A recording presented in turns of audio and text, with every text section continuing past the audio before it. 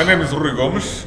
I work in the Council of Europe, in the European Youth Center in Strazburu, France, where I try my best to coordinate this campaign against hate speech online and for promoting a culture of human rights online and offline.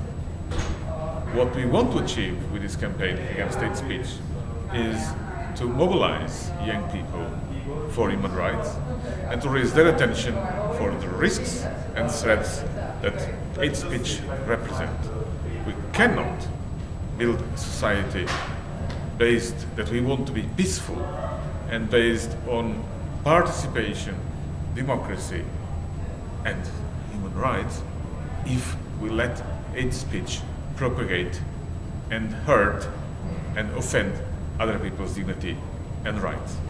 So it is for us very important that young people feel concerned, but most of all that they feel that they can take action and that they also have a stake on the internet. They also can help shaping to make the internet a better place for everyone to be and to take part in.